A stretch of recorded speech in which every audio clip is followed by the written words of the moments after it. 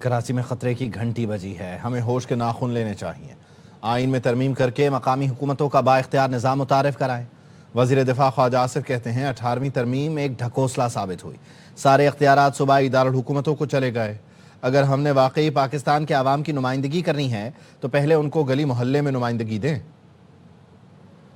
ترمیم ایک ڈھکوسلا ثابت ہوا ہے، سارے اختیارات مرتکز ہو گئے ہیں جا کے صوبائی دارالحکومتوں۔ کراچی میں جو واقعات ہو رہے ہیں وہ اس بات کے متقاضی ہیں کہ وہاں پہ بھی، لاہور میں بھی، پشاور میں بھی، کوئٹہ میں بھی ایک ایفیکٹو سسٹم ایوالو ہونا چاہیے۔ پاکستان کے عوام کی نمائندگی کرنی ہے تو پہلے ان کو گلی محلے میں نمائندگی۔ خطرے کی گھنٹی بجی ہے، کچھ ہوش کے ناخن لینے چاہیے۔ ہمیں میننگ فل آئین میں ترامیم کر کے local government system, empowered system introduce کرائیں۔ پیپلز پارٹی کے رکن شہلا رضا نے کہا یہ موقع نہیں کہ 18ویں ترمیم یا سلیبس پر بات کی جائے۔ آپ سندھ کے لوکل گورنمنٹ سسٹم پر بات نہ کریں، سیاست کریں گے تو سن لیں، قبل مسیح سندھ ایک ملک تھا، صوبہ رہائشی سوسائٹی نہیں کہ کہیں بھی بن جائے۔ آپ مشورہ نہیں دے سکتے، آپ مسترد لوگ ہیں۔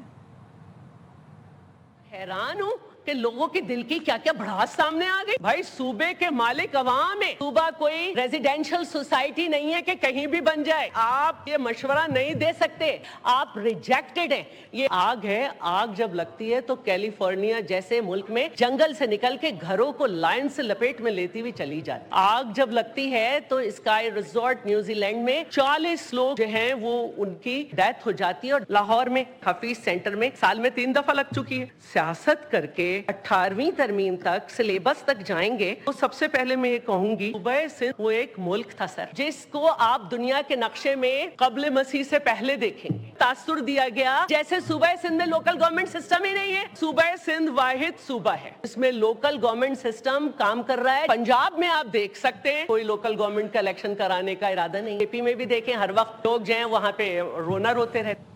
سندھ کا بوجھ ایک وزیر اعلیٰ نہیں اٹھا سکتا، اب انتظامی تقسیم کرنا ہوگی۔ ڈاکٹر فاروق ستار کا قومی اسمبلی میں اظہار خیال، کہا گل پلازا میں نہیں ہمارے دلوں میں آگ لگی ہے، کسی نہ کسی کو تو معافی مانگنی ہوگی۔ ایم کیو ایم رہنما امین الحق نے کہا اسلام آباد میں 2.5 گھنٹے کی پریزنٹیشن دی جاتی ہے، سب اچھا ہے کا نعرہ لگایا جاتا ہے، گل پلازا میں آگ لگنے کا جواب کون دے گا؟ 80 افراد اب بھی لاپتہ ہیں، 40 سے زیادہ لاشیں مل چکی ہیں۔ کسی نہ کسی کو تو ذمہ داری لینی ہوگی، کسی نہ کسی کو تو عوام سے معافی مانگنی ہوگی۔ 275 سے زیادہ تجارتی مراکز ایسے ہیں کہ جہاں پر فائر فائٹنگ کا یا سیفٹی کا کوئی ایسا انتظام نہیں ہے۔ اتنی آبادی ہو گئی ہے کہ نئے صوبے اور نئے انتظامی یونٹس بنائیں۔ اتنی بڑی آبادی کا بوجھ ایک وزیر اعلیٰ نہیں لے سکتا۔ یہ کوئی جغرافیہ کی تقسیم نہیں، اللہ نہ کرے یہ ملک کی تقسیم نہیں، یہ انتظامی تقسیم ہے۔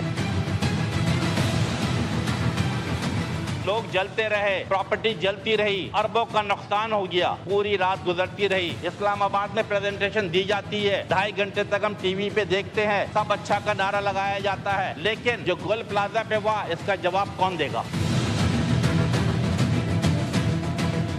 دنیا چاند پہ جا رہی ہے، میرا کراچی میں بچہ گٹر میں گر کے مر رہا ہے، تو اس کی ذمہ داری کس کی بنتی ہے؟ صوبائی حکومت کی بنتی ہے۔ جماعت اسلامی اور ایم کیو ایم نے 35 سال میں کراچی کا یہ حال کر دیا۔ پیپلز پارٹی کے رکن قادر پٹیل نے قومی اسمبلی اجلاس سے خطاب میں کہا ایم کیو ایم آج بھی نفرت کی سیاست سے الگ نہیں، ایسا نہیں ہو سکتا گل پلازا کا ذکر کروں اور بلدیہ ٹاؤن کا ذکر نہ کروں۔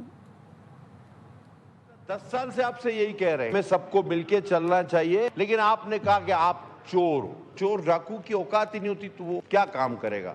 یہ الگ بات ہے کہ آج آپ کو وہ سارے چور چاہیے بھی، نظر بھی آ رہے ہیں، ڈاکو بھی بھائی بننے لگے ہیں، چور بھی آپ کو محترم لگنے لگے ہیں۔ جماعت اسلامی صدقہ لیتی ہے، چندہ لیتی ہے، فطرہ لیتی ہے، کھالے تو سارے ہی اتارتے ہیں، وہ کھالے بھی لیتی ہے اور سارے پیسے کراچی پہ بینر پوسٹر لگانے پہ خرچ کر دیتی ہے، کہتی ہے نظام بدل دو۔ جماعت اسلامی اور ایم کیو ایم 35 سال ان دو جماعتوں نے کراچی کو اس حال پہ پہنچایا۔ سانحات کا ذکر کیا، آگ یہاں لگی اتنے لوگ مرے, آگ یہاں لگی اتنے لوگ مرے. کراچی میں آگ لگنے کا سب سے بڑا سانحہ کون سا تھا؟ ذکر ہی کوئی نہیں. آپ نے الطاف حسین کو تو دھکیل دیا. نفرت کی سیاست اور فلسفہ الطاف سے آپ آج بھی الگ نہیں.